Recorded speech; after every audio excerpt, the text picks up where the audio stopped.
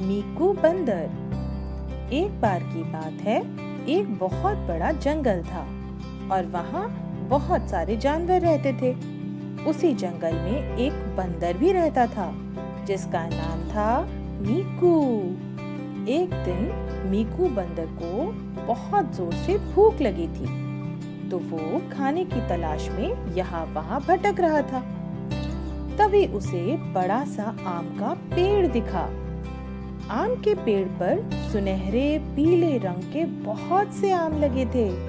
मीकू झट से पेड़ पे चढ़ गया और एक पीला पका आम तोड़कर खाने लगा।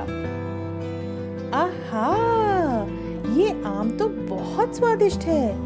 कितना रसीला और मीठा है। मजा आ गया। मीकू ने पेट भरकर आम खाए और वहीं पेड़ पर सुस्ताने लगा। मीकू मन ही मन खुश हो रहा था कि अच्छा हुआ यह आम का पेड़ मुझे मिल गया। अब मुझे भोजन की तलाश में इधर उधर भटकना नहीं पड़ेगा। तभी वहाँ एक तोता उड़ता हुआ आया और अपनी भूख मिटाने के लिए आम खाने की कोशिश करने लगा। तभी पेड़ पर बैठा मीकू बंदर जोर से चिल्लाया, ओ मिट्ठू तोते, भाग जाओ यहाँ से। ये पेड़ सिर्फ मेरा है और कोई इसके आम नहीं खा सकता। तोता मीकू बंदर की बात सुनकर हैरान हो गया। ऐसा तो जंगल में पहले कभी नहीं हुआ। तोता मीकू को समझाने लगा कि मुझे भूख लगी है और कृपया ये आम मुझे खाने दीजिए।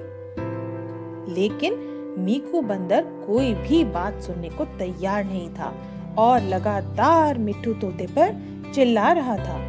यह सुनकर बेचारा मिट्ठू तोता वहां से दुखी मन से चला गया। कुछ देर बाद वहां हाथी आया। उसे भी भूख लगी थी। जैसे ही हाथी ने आम खाने के लिए अपनी सूंड उठाई, मीकू बंदर की तेज आवाज सुनाई दी, ओ हाथी दादा, चले जाओ यहाँ से। ये पेड़ सिर्फ मेरा है और कोई इसके आम नहीं खा सकता। हाथी दादा मीकू की बात सुनकर उससे कहने लगे कि यह पेड़ जंगल में सबका है और हम सबको खाना मिल बांट कर खाना चाहिए, क्योंकि कोई भी अकेले ही जीवित नहीं रह सकता है। लेकिन मीकू तो किसी की कोई बात सुनने को तैयार ही नहीं था।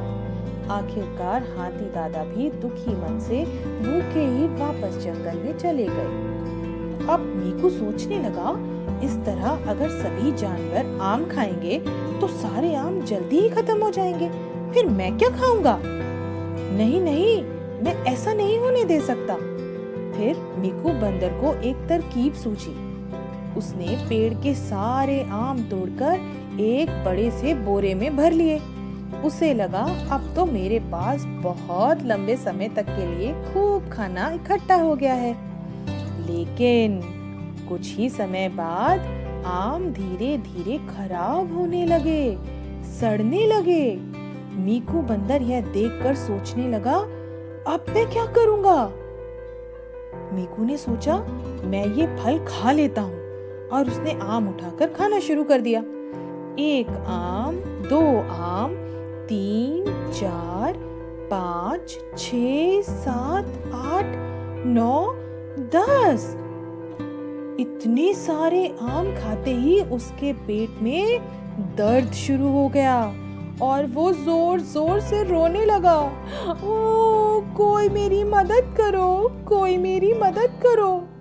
थोड़ी देर में सभी जंगल के जानवरों को यह पता चल गया कि मीकू बंदर दर्द से रो रहा है।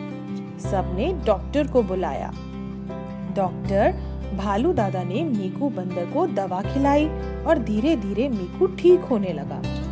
अब मीकू को यह बात समझ में आ गई थी कि हमें अपनी चीजें और खाना सबके साथ मिल बांट कर खाना चाहिए।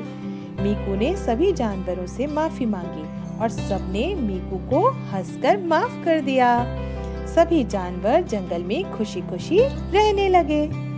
इस कहानी से हमें यह शिक्षा मिलती है कि हमें सबके साथ मिल बांट कर खाना चाहिए और सबके साथ अच्छा व्यवहार करना चाहिए।